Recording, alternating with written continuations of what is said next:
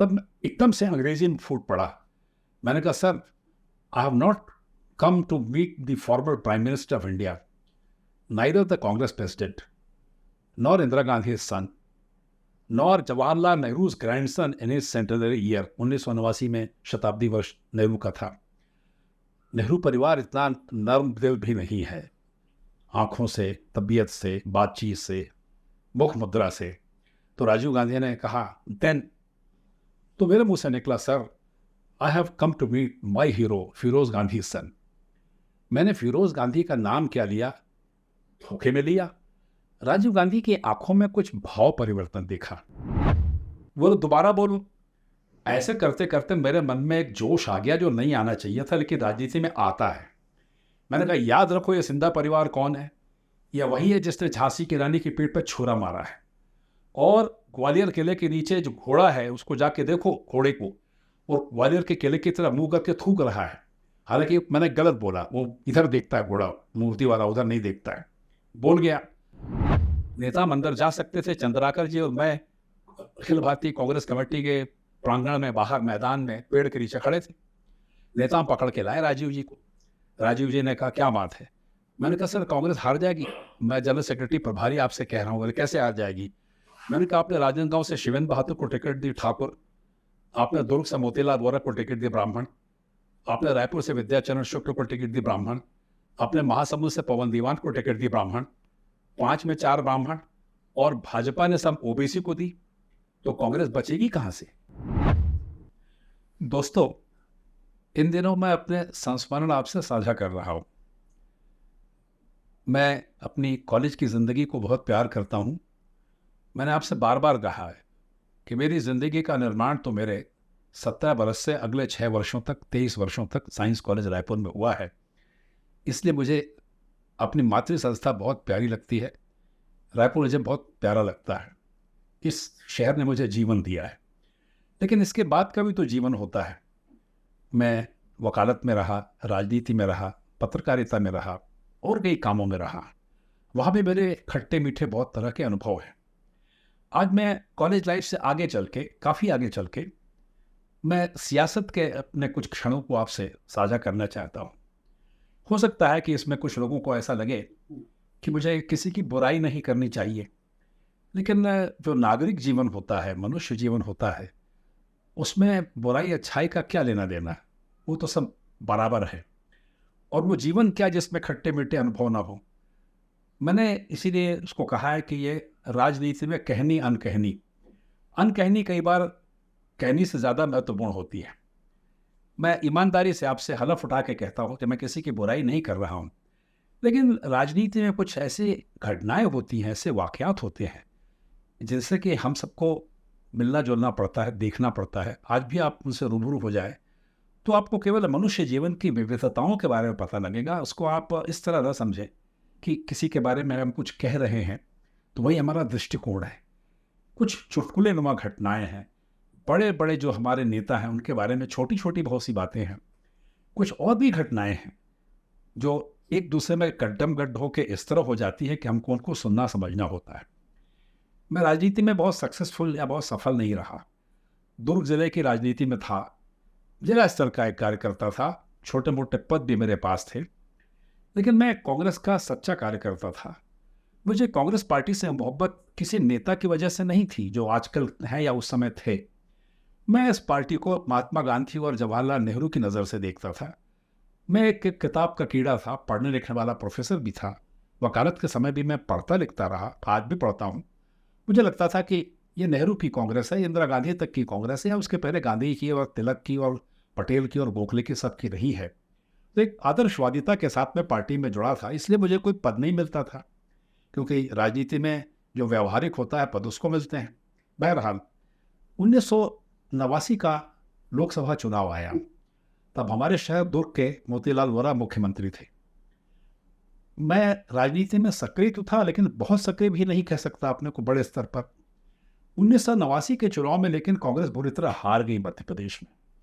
40 सीटें होती हैं मध्य प्रदेश में थी, उसमें से कांग्रेस 8 पर जीती, 32 सीटें हार गई। और मोतीलाल वोरा मुख्यमंत्री थे हमारे शहर के। तो मुझे एक झटका सा लगा। मुझे इसलिए झटका सा लगा कि मैं नेहरू की जो पारिवारिक वसीयत तो नहीं कहूँगा, लेकिन नेहरू की जो समझदारी की वसीयत है, इंसानियत की वसीयत थी, वो राजीव गांधी में मैंने देखी थी। मैं उससे कभी मिला नहीं था। बड़े स्तर की राजनीति में नहीं जानता था, वो मुझको जानते भी नहीं थे। लेकिन राजीव गांधी के हारने से मुझे धक्का लगा। तो मुझे ऐसा लगा कि मुझे कुछ उनसे मिलना चाहिए। दुःख अपना दुःख कम करना चाहिए। उनको जो है वो तो है। उस समय मैंने बस्तर की 2 सीटों पर, बस्तर में मानपुर राम सोढ़ी कांग्रेस के उम्मीदवार थे और मेरे दोस्त अरविंद नेताम कांकेर से उम्मीदवार थे। इन दोनों का मुख्य प्रचार मैंने किया आदिवासी इलाकों में। काफ़ी सभाएं की, बहुत मेहनत की। संयोग से नेताम जीत गए, मानपुर राम सोढ़ी भी जीत गए। तब ये दोनों आदिवासी सांसदों के साथ मैंने तय किया कि हमको दिल्ली चल के राजीव गांधी से आप मिला दो। अब राजीव गांधी तो राजीव गांधी थे, हारने के बाद भी राजीव गांधी थे। हम उनके घर में जब घुसने की कोशिश कर रहे थे तो सैकड़ों हजारों आदमियों की भीड़ थी। माधवराव सिंधिया को मैं पहचानता था। मैंने उसे कहा कि मुझे अंदर पहुंचाइए। तो माधवराव सिंधिया की मदद से मैं अंदर गया और अंदर जाके मैं राजीव गांधी से मिलना चाहता था। करीब 2000 लोग खड़े थे और मैं एक छोटे से जिले का छोटा सा कार्यकर्ता घबराहट में था कि कैसे मिलूं और क्या कहूंगा। राजीव गांधी एक एक से मिलते, सबसे हाथ मिलाते धीरे धीरे चले आ रहे थे और मैं बार बार पीछे खिसकता था। आखिर में खिसकता खिसकता जब वो अंदर जाने वाले दरवाजे के पास पहुंचे, वहां जाके मैं खड़ा हो गया एकदम आखिरी आदमी की तरह। वो एकदम मेरे पास आए और मेरी तरफ देख कर के उन्होंने कहा, कहिए।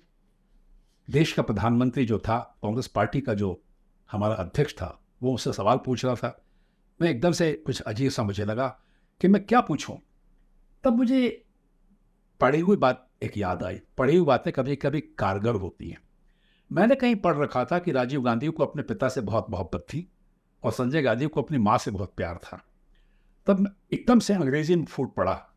मैंने कहा, sir, I have not come to meet the former Prime Minister of India, neither the Congress President, nor Indira Gandhi's son, nor Jawaharlal Nehru's grandson in his centenary year। 1989 में शताब्दी वर्ष नेहरू का था। नेहरू परिवार इतना नर्म दिल भी नहीं है, आंखों से, तबीयत से, बातचीत से, मुख मुद्रा से। तो राजीव गांधी ने कहा, देन, तो मेरे मुंह से निकला, sir, I have come to meet my hero Feroze Gandhi son. मैंने फिरोज गांधी का नाम क्या लिया, धोखे में लिया। राजीव गांधी की आंखों में कुछ भाव परिवर्तन देखा। मुझे ऐसा लगा कि जिस कड़ाई से मुझे वो देख रहे हैं, अब उनकी आंखों में मेरे लिए परिचय झलक रहा है। तब उन्होंने भी अंग्रेजी में मुझसे पूछा था, वो जीवन भर उस वाक्य को नहीं भूलूंगा। उन्होंने कहा, do you love papa that much? मैंने तड़ाक से जवाब दिया, next only to you sir. उन्होंने मेरा हाथ पकड़ लिया। बोला, कब तक है दिल्ली में? मैं कहा, जब तक आप मुझे दिल्ली से भगा नहीं देंगे तब तक हूँ, मैं तो आपसे मिलने आया हूँ। बोले, देख रहे हैं बहुत भीड़ है, कल फिर आइए। मैं कहा, जी। अगले दिन मैं घर गया तो मेरे पास एक छोटा सा टेप रिकॉर्डर था। बचेली राम की जगह में मैंने भाषण दिया था, राजीव गांधी के समर्थन में जोशीला भाषण दिया था। वोट लेने के समय वो भी करना पड़ता है और वहाँ कम्युनिस्ट पार्टी का जोर था कांग्रेस के खिलाफ, भाजपा और पार्टियों का तो था। तो मैंने कांग्रेस के पक्ष में भाषण देते देते राजीव गांधी को नया विवेकानंद ऐसा कुछ कह दिया था। उस पर तालियां बहुत बजी थी, बार बार। लोगों ने रिकॉर्ड करके मेरी स्पीच, मेरा भाषण मुझे दे दिया। मैंने राजीव जी को वो भाषण देना चाहा तो फिर मुझे माधवराव सिंधिया ने मदद की और वो टेप रिकॉर्डर लेके अंदर गया। और जब आखिर में उनसे मिलते मिलते वो अंदर जा रहे थे, मैंने उसको 2-3 लाइन सुनाई। तो उसमें राजीव गांधी के जहाँ नाम आया तो लोग बार बार जिंदाबाद के नारे लगाते थे। तो उन्होंने मुझसे मुस्कुरा के पूछा, मी? मैंने कहा, जी, ये आपके लिए नारे लगा रहे हैं, मेरे लिए नहीं लगा रहे हैं। तो उन्होंने वो मेरे से मांगा कि कैसेट दे दो इसका। और मार्गरेट अलवा वहाँ खड़ी थी। तो उन्होंने कहा, मार्गरेट, इसको मेरे बेडरूम में भिजवा दो। फिर मुझसे कहा, इसको मैं सुनूंगा। फिर मैं चला आया।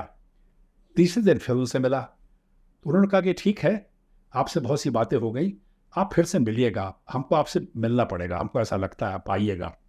ठीक है। चौथे दिन मैं वापस आ रहा था। मैं दिल्ली से रायपुर की फ़्लाइट से आ रहा था। फॉग होने की वजह से, कोहरा होने की वजह से हमारी फ़्लाइट कैंसिल हो गई। तो मुझे अपनी टिकट लौटानी थी। इतने में मणिशंकर अय्यर मेरे मित्र हैं। मणिशंकर अय्यर आजकल बहुत प्रसिद्ध हैं बात कहने के कारण। मणिशंकर अय्यर मुझसे वहीं दिखे। अरे बोले, तुम यहाँ कैसे? मैं कहा, मैं रायपुर वापस जा रहा हूँ। अरे बोले, बॉस आ रहे हैं। लेकिन उस समय ये मोबाइल फ़ोन नहीं होते थे। तो उन्होंने कहा मैं उनको बता नहीं सका, फ्लाइट उनकी 1 घंटा लेट हो गई। इतने पर राजीव गांधी आ गए, मतलब वही उनकी शॉल पहनने का अलग स्टाइल था उसको। बोले मणि क्या बात है, बोले फ्लाइट 1 घंटा लेट है, बोले बताना था, बोले सर अभी अनाउंस किया है। तो मेरे को देखा, बोले यू आर हियर, मैं कहा जी। उन्होंने मेरे कमर में हाथ डाला, बोले कम, और मैं वीआईपी लाउंज में राजीव गांधी के पास चला गया। मणिशंकर या अय्यर को राहत मिली कि कोई तो उनके पास मुर्गा है, जो चला गया, बात करेंगे। बहुत देर तक मैं न जाने क्या बात करता रहा, मुझे कुछ पता नहीं। और जब इस तरह का मौका मिलता है तो आदमी कुछ का कुछ बोलता है। बहरहाल उसके बाद काफ़ी दिन बीत गए तो एक दिन राजीव गांधी का फ़ोन मेरे घर दुर्ग में आया। मेरी सास मदर इल्ला ने उसको रिसीव किया। अरविंद नेताम को लेकर के मैं रायपुर आया था अपने परिवार के साथ, बच्चों के साथ, और फिर वहाँ से खाना खा के हम रात को लौटने वाले थे। अब वो लैंडलाइन फ़ोन पर बार बार उनका फ़ोन आता था, उनके पीए का, कि कनक तिवारी जी से बात कराओ। वो बात नहीं करा सकती थी। हमारे समय में मोबाइल फ़ोन नहीं था। हम जब लौटे तब उन्होंने कहा कि बार बार राजीव गांधी के दफ्तर से कोई जॉर्ज फ़ोन कर रहा है, बात करो। तो मैंने कहा अम्मा आजकल राजनीति में सब नकली काम बहुत होते हैं, मेरे को छोटे से आदमियों को वहाँ से कभी फ़ोन नहीं आएगा। उन्होंने कहा नहीं, उन्होंने नंबर दिया है, वो लैंडलाइन नंबर था। मैंने लैंडलाइन नंबर मिलाया तो जॉर्ज ने कहा कि बॉस आपको घूम रहे हैं, आप कहाँ घूम रहे हैं? तो राजीव गांधी ने उठाया, बोले कहाँ थे? मैंने कहा साहब रायपुर गए थे अरविंद नेताम को छोड़ने, ऐसे ऐसे। बोले उससे बात कराओ। मैं कहूँ तो रायपुर में है और फॉरेस्ट डाक बंगले में रुका है रायपुर में, वहाँ टेलीफोन भी नहीं है। बोले मैं बात करना चाहता हूँ। हम अपने परिवार को लेकर फिर वापस रायपुर आए और अरविंद नेताम कहीं से जाकर उनसे बात कराई। तो उन्होंने कहा अरविंद यू कम इमीडिएटली, मैंने तुमको मध्य प्रदेश कांग्रेस कमेटी का वर्किंग प्रेसिडेंट बनाया है। तो बोले जी सर। और फिर कहा कि वो तुम्हारे साथ जो है उसको बोलो वो जनरल सेक्रेटरी बनेगा, उसको भी लाओ। मैं कहा सर अभी धनतेरस का त्यौहार आ गया है, फिर दिवाली है, मैं नहीं आ पाऊंगा, लेकिन मैं आऊँगा। बोले तुमको आना है, अपना डेट तय करो। खैर मैं मिलने गया। तब उनने पूछा कि काम करोगे? मैंने कहा जी। कहाँ काम करोगे? मैंने कहा आप, मैं तो छत्तीसगढ़ का हूँ, छोटे से शहर में वकालत करता हूँ, भोपाल तक तो मेरी स्थिति है, वकालत करते करते मैं कुछ न कुछ पार्टी का काम करूँगा, दिल्ली वगैरह जगह मैं आ नहीं सकता। तब उन्होंने कहा दिल्ली में हम तुम्हारा इंतजाम कर दें तब तो करोगे? मैं कहा सर बिल्कुल करेंगे, हम तो कांग्रेस पार्टी के लिए आपके लिए जान लड़ा देंगे। तब उन्होंने कहा अच्छा ठीक है, मैंने माधवराव सिंधिया से तुम्हारे बारे में बात की है, अब जाके तुम सिंधिया से मिलो, वो तुम्हारा प्रबंध करेंगे, देखो कैसे होता है, हम चाहते हैं कि तुम यहाँ रहो। मैं माधवराव सिंधिया से मिला। पहली बार मुझसे नहीं मिल रहा था, एक आध बार कभी और में मिला था, लेकिन पहली बार ठीक से मिल रहा था। उनको मैंने अपनी बात बताई तो उन्होंने कहा हाँ मेरे पास राजीव जी का फ़ोन आया था और मैं आपको बताता हूँ कहाँ रहना है। उन्हीं की कोठे में पीछे आउट हाउस थे, उसमें उनके स्टाफ के लोग रहते थे। वो तरह तरह के स्टाफ के लोग होते हैं। वहाँ ले जाके एक स्टाफ के आदमी ने हमको कमरा दिखाया कि आप यहाँ रहिए और खाने पीने का इंतज़ाम जो हम सब लोगों के साथ आपका हो जाएगा। तो मैंने सिंधिया जी को आके कहा कि सर मैं एक वकील हूँ, मेरा परिवार आएगा, कांग्रेस के कार्यकर्ता मुझसे मिलने आएंगे, मैं एक कमरे में ज़िंदगी काटूंगा, इतनी दिल्ली मुझे प्यारी नहीं है। अगर मेरे लिए कोई ठीक ठाक इंतज़ाम हो सकता है तब तो मैं रहूँगा। बोले हम इससे ज़्यादा तो कुछ नहीं कर सकते, हमने इतना ही करना था। मैं राजीव गांधी से मिला, उन्होंने कहा कि ऐसा मुझको लगता था कि होगा नहीं होगा मालूम नहीं, बहरहाल आप अभी बाद में देखते हैं, कुछ न कुछ अगर हो सकेगा तो हम उसको करते हैं। पर ठीक है। मैंने राजीव गांधी से सिंधिया जी की बुराई नहीं की, मैंने जो कुछ हुआ उनको साफ साफ कहा। हाँ ये मैं आपसे एक बार जुर्म करता हूँ कि मेरी धारणा सामंतवादियों के बारे में कभी अच्छी नहीं रही। अब वो समाजवाद के कीड़े ने, कुछ कुछ कम्युनिज्म के भी कीड़े ने मुझे बचपन से काटा, तो उस कीड़े के दोष है, मेरी क्या गलती है? मैं स्कूल में था तो मैं लोहिया के चक्कर में आ गया था और मैं समाजवादी युवजन सभा की टिकट पर चुनाव लड़ के जीत गया था। कॉलेज में भी मैं वामपंथियों के साथ था और मैं चुनाव लड़ के जीत गया था। जयप्रकाश नारायण मुझे बहुत प्यारे लगते थे। बाद में गांधी जी के कीड़े ने काटा, नेहरू को मैं पहले से जानता था, सुभाष बोस मुझे प्रिय हैं, भगत सिंह मुझे प्रिय हैं, यही सब लोगों ने मेरे दिमाग को खराब करके रखा था। जयप्रकाश की एक दो पंक्तियां हैं कि आज़ादी की लड़ाई में लड़े कौन, तो लड़े तो गरीब, तो राज भी गरीब का होना चाहिए, और ये सामंतवादी तो अंग्रेजों के जूते झाड़ते रहे, उनके तलुए सहलाते रहे। यही वाक्य कहा था, वो मेरे जहन में गड़ गया है कांटे की तरह। तो एक मन में धारणा खराब थी, तो मैंने कहा कि सर आप इन लोगों पर बहुत भरोसा करते हैं, मैं इन पर बहुत भरोसा नहीं करता, अपने दम पर अगर मैं कुछ कर सकूंगा तो मैं देखूंगा। बहरहाल राजीव गांधी ने मुझे जनरल सेक्रेटरी बना दिया और जनरल सेक्रेटरी बना के मैं और नेताम जितना हो सकता था हमने भोपाल में काम किया। हमने एक नए तरह की पार्टी बनाने की कोशिश की। हमारे यहाँ छोटा बड़ा कुछ नहीं होता था और इतनी मेहनत की कि सुंदरलाल पटवा मुख्यमंत्री थे तो पंचायत के चुनाव कराने का ऐलान किया। तो मैं मुँह लगा हो गया था राजीव जी का नेताम के साथ जाके। तो हम लोग गए और अर्जुन सिंह जी बीमार थे, इस वजह से वो कार्यवाहक अध्यक्ष थे, वरना अर्जुन सिंह जी सब कुछ थे, वो अस्पताल में भर्ती थे। तो हमने कहा कि हमको पैसे दे दीजिए, हम पटवा से चुनाव लड़ना चाहते हैं, हम कांग्रेस को मजबूत करेंगे, हम चुनाव जीत के दिखाएंगे, आप हारेंगे नहीं। तो राजीव गांधी ने, जिसको अंग्रेजी में कर्टली कहते हैं, बहुत कर्टली कहा, पैसे कहाँ हैं, कहाँ से दे दें, और तुम लोग जीतोगे ये तुम्हारा वहम है, मेहनत करो। कोई 10 दिन के बाद दिल्ली से खबर आई, मैं नेताम के साथ फिर दिल्ली गया। तब तक सुंदरलाल पटवा ने उसी रात को चुनाव जो होने वाला था पंचायत का, उसको रद्द कर दिया था। तो राजीव जी के पास तो खबर के स्रोत थे, भारत के प्रधानमंत्री थे। उन्होंने कहा, भाई तुम लोगों को राजनीति आती है। वो तो सरकार को डर था कि कांग्रेस जीत जाएगी तो चुनाव ही रद्द हो गया। वहां से ग्राफ थोड़ा ऊपर आया, ऐसा लगा कि उन्होंने ऐसे आदमियों को नियुक्त नहीं कर दिया है। अब इसके बाद 1991 का चुनाव आया। 1991 के चुनाव में हमारे दुर्ग से मोतीलाल वोरा को टिकट मिली और जगह से लोगों को मिली। मैं छत्तीसगढ़ से था तो मुझे छत्तीसगढ़ का प्रभारी बना दिया कि 11 लोकसभा सीट को तुम देखोगे। अर्जुन सिंह जी तब तक ठीक हो गए थे। बात हुई माधवराव सिंधिया का एक, जिसको कहते हैं ना, कच्चापन। मैं उनको बहुत प्यार करता हूं, मैं आपसे बार बार स्पष्ट कर रहा हूं, मैं किसी के खिलाफ नहीं, मैं हलफ उठा के सच बोलता हूं, मन में कोई दोष द्वेष नहीं है, इलबिल नहीं है। उन्होंने मुझे नेताम के यहाँ टेलीफोन किया, हम चंदूलाल चंद्राकर को टिकट दिलाना चाहते थे, जी जान हम और नेताम और हमारे साथी लड़ाए हुए थे, लेकिन नहीं कर पाए। मोतीलाल जी को टिकट मिल गई। तो मैं नेताम के घर में था, हम लोग दुख में थे, हारने पर दुख होता है, और अगले दिन मैं वापस आने वाला था। अचानक सिंधिया जी का फोन आया, बोले कनक तिवारी से बात कराओ। तो उन्होंने बात करी, बोले भाई बहुत कोशिश की, कुछ नहीं कर पाए। कनक जी ये दिल्ली की राजनीति है, यहाँ दुर्ग की राजनीति नहीं है, यहाँ समझ में नहीं आएगी, आप जाइए, आप आराम करिए, अपना मोतीलाल वोरा जी का और सबका प्रचार करिए, पॉलिटिक्स ऐसे इस ढंग से नहीं की जाती। मुझे बड़ा बुरा लगा। मैंने नेताम से कहा कि यार टिकट भी नहीं मिली और अपमान अलग हो रहा है, और तुम वर्किंग प्रेसिडेंट हो पार्टी के, तुम तो अंदर जा सकते हो जहां टिकट बट रही है, राजीव गांधी को ला सकते हो बाहर, हम उनसे बात तो कर लें, नहीं मिलेगी टिकट, लेकिन आखिरी लड़ाई तो खंदक की लड़ना पड़ेगी। नेता अंदर जा सकते थे, चंद्राकर जी और मैं अखिल भारतीय कांग्रेस कमेटी के प्रांगण में, बाहर मैदान में पेड़ के नीचे खड़े थे।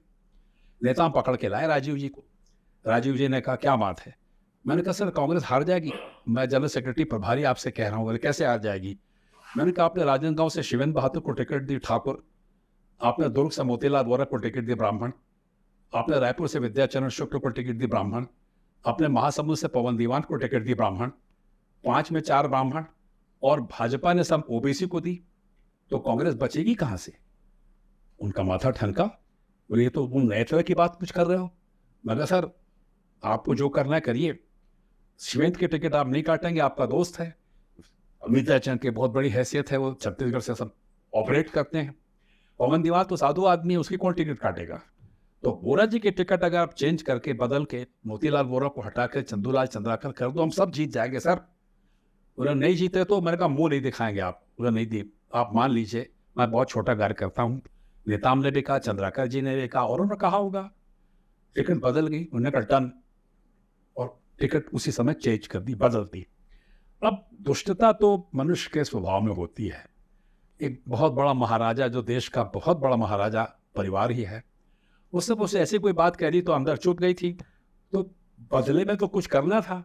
तो मैं फौरन आया और टेलीफोन लगा के सिंधिया जी से मैंने बात की। मगर महाराज हमको दुर्ग की राजनीति के साथ साथ दिल्ली की भी आती है, अब दिल्ली की राजनीति पर सबका ठेका नहीं है, हम छोटे छोटे। क्या हो गया? मैं क्या अभी टिकट बदल गई, आपको पता नहीं है? अब टिकट चेंज नहीं होगी, अब तो चंद्राकर चुनाव लड़ेंगे।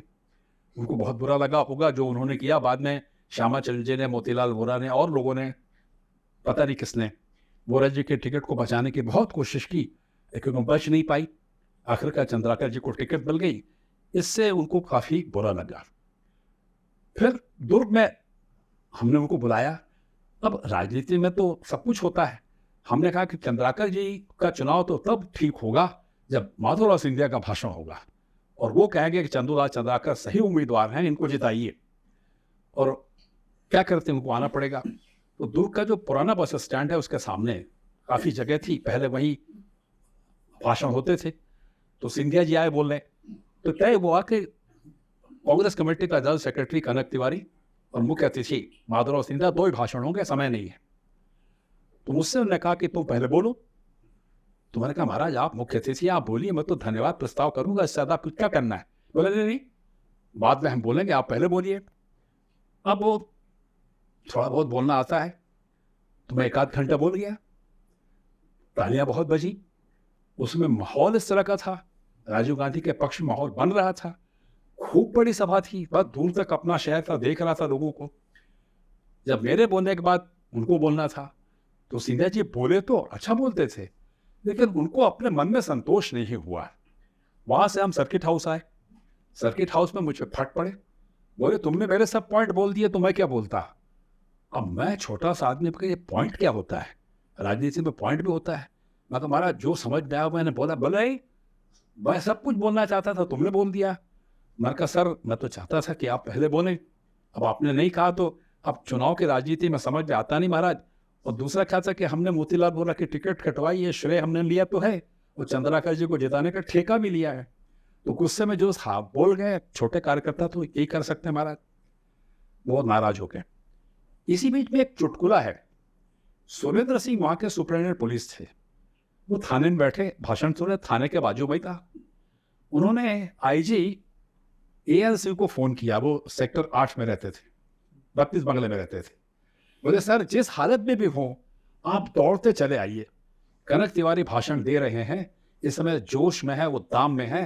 आपने अटल बिहारी को सुना, हमारे दुर्ग का अटल बिहारी बोल रहा है, ऐसा आपको लगेगा। तो बोले क्या बोलता है तू सुरेंद्र? अरे बोले आप आइए सर, मैं कभी कभी तो बोलता हूँ राजनीति की बात। वो भागते चले गए।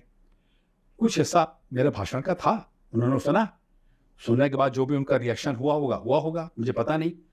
बाद में क्या हुआ, सुरेंद्र सिंह तो अब रिटायर हो गए हैं, डीजीपी मध्य प्रदेश के 2016 में, भोपाल में रहते हैं। मैंने कभी एएन सिंह के पास में गया, मैं कहा क्या बात है, आप हमको क्यों बुला रहे हैं? बोले भाई वो उनको सुरेंद्र ने बुलाया था, तुम्हारा भाषण सुनाया, मजा आ गया भाई। तो हमने कहा नहीं ऐसा हम झूठ बोलते हैं आप। सुरेंद्र से पूछा, बोले सर मैंने एक भी शब्द झूठ नहीं बोला, हमारे आईजी साहब को बहुत पसंद आया। असल में आईजी को नहीं मालूम था और किसी को नहीं मालूम था, मैं सुरेंद्र सिंह को उनके स्टूडेंट लाइफ से जानता था। सुरेंद्र सिंह के पिता नारायण सिंह मेरे साइंस कॉलेज में प्रिंसिपल थे, और सुरेंद्र उनका दोनों भाई प्रिंसिपल के बंगले से निकलकर डोंगा जी कॉलोनी में स्कूल में जब पढ़ते थे, हाफ पैंट पहनते थे, तब जाते थे, तब से वो मुझे जानते हैं और मैं भी उनको जानता हूँ। फिर मैंने फ़ोन से पूछा तो उन्होंने कहा कि हाँ मेरी ऐसी बात हुई थी।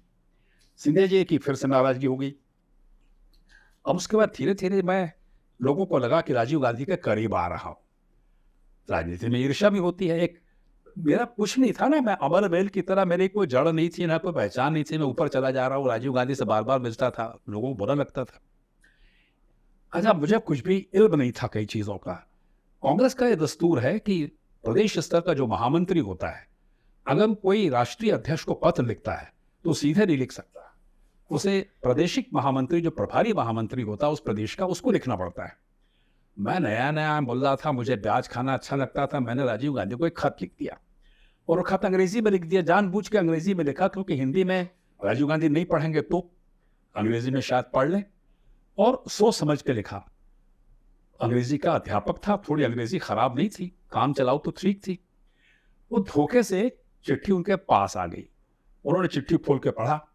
हरकिशन लाल भगत हमारे प्रादेशिक महामंत्री, महासचिव थे पार्टी के, हमारे मध्य प्रदेश के प्रभारी। हरकिशन लाल भगत को उन्होंने टेलीफोन किया कि ये कनक तिवारी नाम का सज्जन जो है, इनका पत्र मेरे पास आया है, इसको मैं फाइल पर रिकॉर्ड करने के लिए आप पास भेज रहा हूँ, और आइंदा याद रखिए कनक तिवारी के जितने भी पत्र आएंगे मुझे डायरेक्ट भेजिए, मैं पढ़ना चाहता हूँ। अब ये मेरे लिए प्रमाण पत्र था, लेकिन मुझसे नहीं कहा, राजीव गांधी ने मुझसे कभी नहीं कहा, हरकिशन लाल भगत ने भी मुझसे नहीं कहा, एचकेएल भगत ने माधवराव सिंधिया से कहा। बड़े नेता से बात करते, मैं तो कार्यकर्ता था। उन्होंने कहा भाई ये तेरा मध्य प्रदेश का महामंत्री जो है इसकी चिट्ठियों से राजीव गांधी बहुत प्रभावित है, ये देख चिट्ठी उसकी आई अंग्रेजी में और राजीव गांधी कह रहे हैं कि इसकी सब चिट्ठी मुझे भेजा कर, ये कौन है? तो सिंधिया जी को लगा कि तो अच्छी बात है, मैं अपने आदमी से इस बात को जरूर कहूंगा, और नेताम का मैं मित्र हूं, अरविंद नेताम के मित्र सिंधिया जी हैं, मैं सिंधिया जी का मित्र नहीं हो सकता था, हैसियत नहीं थी मेरी, और वैसे भी इरादा भी नहीं था, विचार भी नहीं मिलते थे, लेकिन नेताम उनके खास थे। उन्होंने अरविंद नेताम से कहा कि कनक तिवारी को बुलाओ जरा, आज हम लोग खाना खाएंगे कहीं बाहर। बोले महाराज क्या बात है? बोले नहीं, हम खाना खाएंगे तब बताएंगे। मैं गया मिलने, तो उन्होंने कहा कि नेताम ने कहा कि आप अपनी गाड़ी से चलो, मैं अपनी गाड़ी से आता हूँ और सिंधिया जी के साथ तुम निकल जाना। तो सिंधिया जी एरो क्लब में थे, वहाँ बोले मुझे बुलाया, मैं एरो क्लब में गया, देखा कि एक सज्जन बाहर बैठ, दो ही कुर्सी थी बाहर, अंदर कोई बात कर रहा था, बाहर दो कुर्सियाँ थी, एक दूसरे को देख रहे थे। थोड़ी देर तक मुझे ऐसा लगा कि इस आदमी को मैं पहचानता हूँ जो इनसे मिलने आया है, उसकी फोटो मैंने कई बार देखी है। फिर डरते डरते संकोच पे मैंने पूछा कि आप धीरू भाई अंबानी हैं क्या? तो उसने कहा हाँ मैं धीरू भाई अंबानी हूँ। तो मैं कहा मैं भी कनक तिवारी हूँ। फिर अपना परिचय दिया। इतने में सिंधिया जी ने अंबानी जी को पहले बुला लिया और मुझसे कहा कि आप सीधे चलो मौर्य शेरटन होटल, मैं वहाँ आता हूँ। मैं कहा ठीक है। तो मैं कहा महाराज आप बहुत प्रमुख लोगों को यहाँ बुलाते हैं एरो क्लब में, ऐसा मैंने आज देखा, दो महान आदमी एक साथ आए। बोले कैसे? बोले एक मैं और दूसरा धीरू भाई अंबानी। तो उनको अच्छा तो नहीं लगा चेहरे से, लेकिन संकोच में बोलना मुझे आता नहीं था, छोटे शहर का निवासी हूँ, तो कैसे बोलना और राजाओं से और महाराजाओं से कैसे बोलना ये सलीका मैंने नहीं सीखा। खैर हम वहाँ पहुँचे, खाना खाने बैठे, वो मुझे बहुत खुश थे। तब तक के नेताओं को बात नहीं मालूम थी, मुझे भी नहीं मालूम थी। फिर मुझसे पूछा तुम अंग्रेजी में चिट्ठियाँ लिख सकते हो? अच्छी। महाराज अंग्रेजी आती है, लिख देते हैं। मतलब कहाँ पढ़े हो? अब मैं बिल्कुल मासूमियत की बात आपसे कह रहा हूं, आप जो मेरे प्यारे मित्रों सुन रहे हो, मेरे मुंह से निकल गया जो नहीं निकलना था। मैंने कहा महाराज मैं ऑक्सफोर्ड या कैम्ब्रिज में नहीं पढ़ा, मैं तो साइंस कॉलेज रायपुर में पढ़ा हूँ। ये तीर गलत जगह लग गया। उन्हें लगा कि मैं उनकी पढ़ाई पर कटाक्ष कर रहा हूँ। बोले आपको बात करना तो नहीं आता, ये तो दिक्कत है आपके साथ। मैं आपसे सीधा सवाल करता हूँ, आप तिरछा जवाब देते हैं। तब मुझे ख्याल आया कि तो बाहर पढ़े हैं। मैं कहा महाराज मैं छोटे से शहर में पढ़ा हूँ, अब मुझे यही आता है, उससे अलावा कुछ आता नहीं। बोले आपको बात करना सीखना चाहिए, आपको बात करना नहीं आता। मुझसे अचानक से नाराज़ हो गए। पता नहीं उनको जो मिठाई हम खा रहे थे वो अच्छी भी लगी कि नहीं लगी, लेकिन मुझे तो अच्छी लगी, और वो कभी कभी तो खिलाते थे। माधवराव सिंधिया, मैं अपने परिवार की बात कर रहा हूँ, आप लोग उसको अलग गलत मत समझिएगा। हमारे परिवार में कई लोग हैं जो कुछ कम खिलाते पिलाते थे, उसमें उनकी गणना होती थी। कई बार ऐसा होता था कि वो कहते थे कि चाय पिला दो, तो हम लोग कहते महाराज नाश्ता करा दो, ये सब होता था। खैर, तो वो मैंने कुछ उनसे एक गलत बात कह दी। अभी उन्हीं दिनों की बात है जब मैं जनरल सेक्रेटरी था, मेरे ससुराल जबलपुर में है। वहाँ श्रमण पटेल एक मंत्री थे मध्य प्रदेश के, बीड़ी के, उनकी सिंधिया जी से बहुत पड़ती थी। सिंधिया जी और वो क्रिकेट खेलते थे साथ में। तो एक बार कांग्रेस के कार्यकर्ताओं को बुलाया गया श्रमण पटेल के घर में, मैं जनरल सेक्रेटरी था, मैं भी गया। वहाँ खाना चल रहा था भारी मात्रा में। ये लोग कभी कभी खिलाते हैं बीड़ी किंग वगैरह, कार्यकर्ताओं को अच्छा लगता है कि खाने को मिलता है बेचारे, इसके बाद तो लोगों से मिलते नहीं है। खैर, मुझे अचानक से श्रवण पटेल ने कहा कनक भाई आप एक काम करिए, बहुत भीड़ है और महाराज हैं यहाँ, कई लोग उनसे मिलना चाहते हैं, बात कर रहे हैं, आप एक काम करिए, आप सभा को संभाल लीजिए, जाके आप संभाल सकते हैं, और घंटे आधे घंटे तो आप बोलते हैं, आराम से आप बोलिए, तब तक हम इनको लेके आते हैं। अब जबलपुर मेरा शहर, बोलने का मुझे मौका मिल रहा है, मैं कांग्रेस का जनरल सेक्रेटरी, और उस समय जोश में भरा हुआ था, क्योंकि हम सत्ता में नहीं थे, हमें सत्ता में वापसी करनी थी। तो जितनी भी उद्दाम की भाषा में हम बात कर सकते थे वो हमारे काबू में होनी चाहिए। मैं चला गया। अब मैं वहाँ भाषण देना मैंने शुरू किया। अचानक मुझे ख्याल आया कि सुंदरलाल पटवा हो या भारतीय जनता पार्टी हो या बाकी सब लोग हैं, इनकी संरक्षिका कौन है? तो याद आया तो राजमाता सिंधिया है, विजयराजे सिंधिया है। सिंधिया शब्द ही याद आया, उसके आगे का याद नहीं आया। तो मैंने कहा कि ये तो राजमाता विजयराजे सिंधिया, और मैं जबलपुर मेरी ससुराल है और मैं हिंदी साहित्य को थोड़ा बहुत जानता हूँ। सुभद्रा कुमारी चौहान नाम की बहुत बड़ी कवित्री इसी शहर की है, और उनके तीसरे बेटे अशोक चौहान उर्फ मुन्ना चौहान ने मुझे रायपुर साइंस कॉलेज में पढ़ाया है, मेरे बड़े भाई की तरह वो रहे हैं। ये सब बातें जुड़ जाती हैं जब आप बोलने खड़े होते हो। तो अचानक मैंने कहा कि ये कौन है सिंधिया परिवार। इसी शहर की सुभद्रा कुमारी चौहान की कविता हमारे राष्ट्र की सबसे अमर कविता है। बुंदेले हरबोलों के मुंह हमने सुनी कहानी थी, खूब लड़ी मर्दानी वो तो झांसी वाली रानी थी। अब युवक कांग्रेस के लड़के जो हैं वो ताली बजाने में एक्सपर्ट होते हैं और किसी को चने के झाड़ पर चढ़ाने में भी एक्सपर्ट होते हैं। वो जोर जोर से चिल्लाने लगे। अच्छा, वहाँ बड़ी संख्या में लड़के मुझे जीजा जी कहते थे। वाह जीजा जी, कमाल कर दिया, फिर से बोलो और बोलो, ऐसा बोलो। और मैं जोश में बोलता रहा। जोश में बोलना मेरा एक दुर्गुण है, उस समय था, आजकल नहीं है। अब तो बुढ़ापा आ गया, अब तो जोश ही नहीं बचा, होश भी नहीं है शायद। खैर, मैं बोलता रहा। अचानक लड़के और जोश में चिल्लाने लग गए और मैं एक भी वाक्य बोलता था तो ताली बहुत बजाते थे। तो मुझे क्या लगता था, मेरा भाषण हिट हो रहा है, मेरा मार्केट ऊंचा हो रहा है। वो दोबारा बोलूं। ऐसे करते करते मेरे मन में एक जोश आ गया जो नहीं आना चाहिए था, लेकिन राजनीति में आता है। मैंने कहा, याद रखो ये सिंधिया परिवार कौन है। यह वही है जिसने झांसी की रानी की पीठ पर छुरा मारा है। और ग्वालियर किले के नीचे जो घोड़ा है उसको जाके देखो, घोड़े को, और ग्वालियर के किले की तरह मुंह करके थूक रहा है। हालांकि मैंने गलत बोला, वो इधर देखता है घोड़ा, मूर्ति वाला उधर नहीं देखता है। बोल गया। जोर से ताली बजी। जब जोर से ताली बजी तो किसी ने मेरा कुर्ता खींचा, मारा, जरा बंद करिए, दूसरी बात कुछ करिए। अचानक मैंने पलट के देखा तो मंच के पीछे की तरफ से माधवराव सिंधिया मंच पर चढ़ गए थे। वो मेरे पीछे आके बैठ गए थे और उनके चेहरे से तरह तरह की भावनाएं, मेरे लिए अच्छी अच्छी भावनाएं झर रही थी।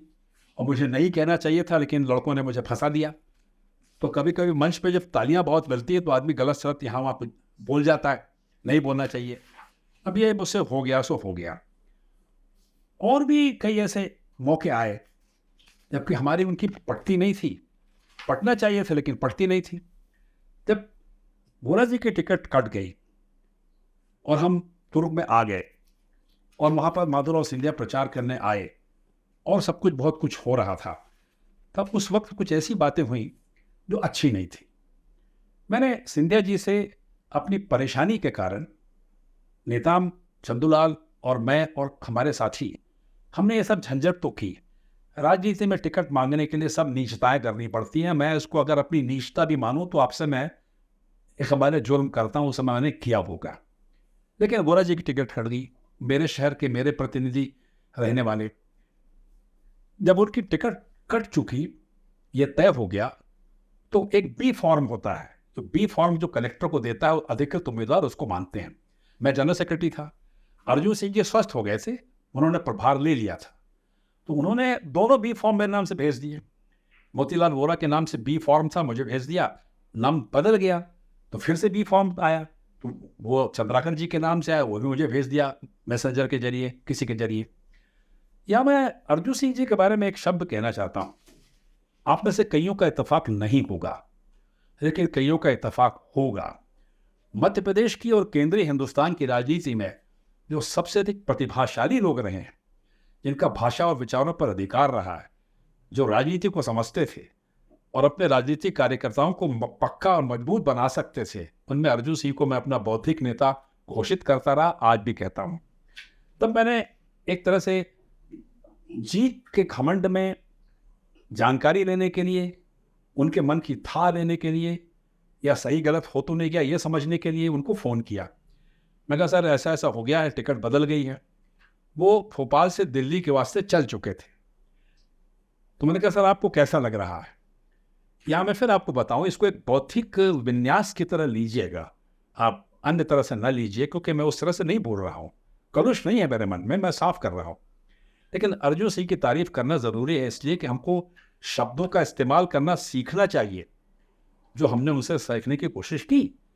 मैंने कहा, सर आपको कैसा महसूस हो रहा है? टिकट बदल गई है। तो उन्होंने कहा कि कनक जी, मैं हतप्रभ हूं, हतप्रभ ही रहना चाहूँगा। अब ये ऐसा सूत्र वाक्य है, ऐसा फार्मूला है कि मेरे को समझ में नहीं आया कि मुझे करने क्या चाहिए। हम उस घमंड में लौटे। उस दिन तो मैं बादशाह या सुल्तान था कांग्रेस पार्टी के लिए। अधिकृत फॉर्म तो मेरे दोनों कुर्ते की जेब में था, जिसे चाहता वो को उम्मीदवार बना सकता था, क्योंकि इतना समय ही नहीं था कि बड़े नेता हस्तक्षेप करते। चंदूलाल चंद्राकर मेरे घर में रात भर सोए रहे। मैंने ऐसा योगी भी नहीं देखा कि जिसको कल चुनाव लड़ने की संभावना है, टिकट मिल रहा है, हस्तक्षेप उसके जीवन में हो रहा है। मेरे घर के सामने बहुत बड़ा मैदान, पूरा जी सैकड़ों कार्यकर्ताओं के साथ वहाँ बैठे थे, उनके कार्यकर्ता बैठे थे। बार बार डर लगता था कि कहीं घर आ जाएंगे तो मुझे क्या करना होगा।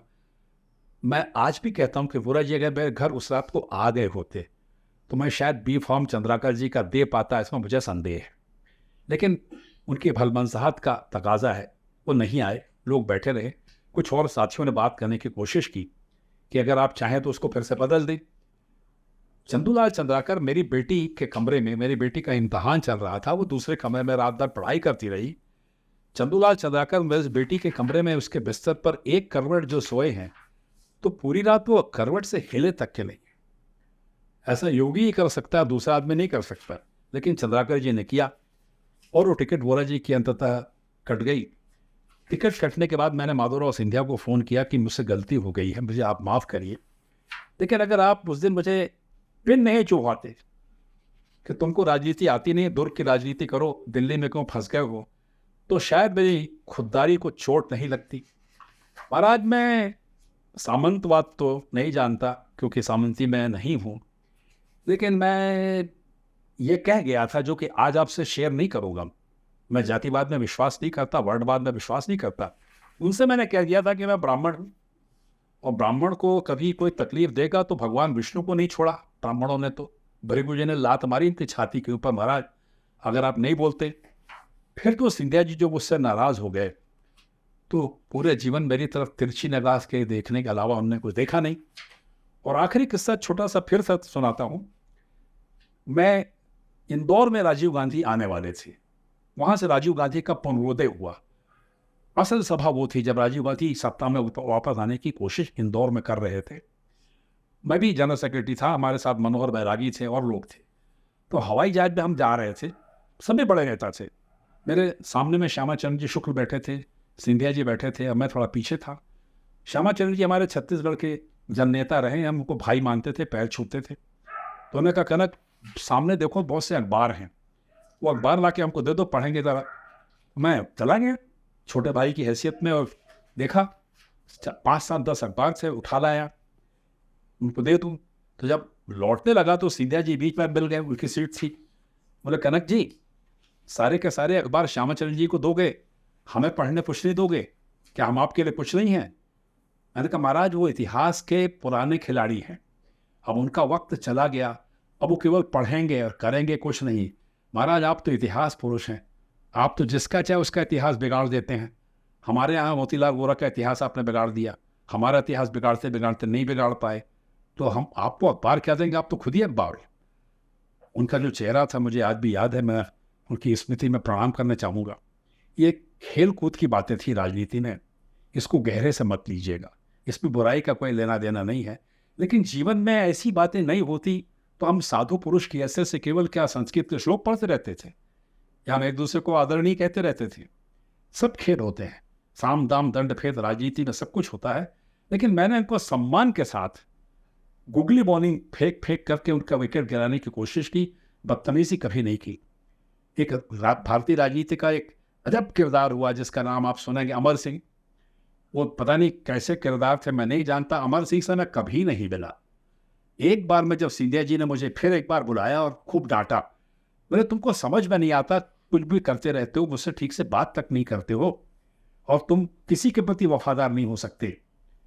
तब अमर सिंह ने कहा था, ये बात मुझे आज याद आ रही, कि सिंधिया जी से कहा था कि ये आदमी बहुत काम का है, ये कभी झूठ नहीं बोलता, ये किसी से दबता नहीं। आप इस आदमी के बारे में धारणा आपकी गलत है, उसकी धारणा आपके बारे में सही है। अमर सिंह ने मुझे डिफेंड किया और हमने अमर सिंह और सिंधिया जी के साथ कॉफ़ी पी, तीनों ने बहुत अच्छे से बात की। तो ये मुझे कच्ची पक्की ऐसी बातें आपसे करनी थी जिनकी मैं तैयारी करके नहीं आया, जो मन में आया सो मैं आपसे कह दिया।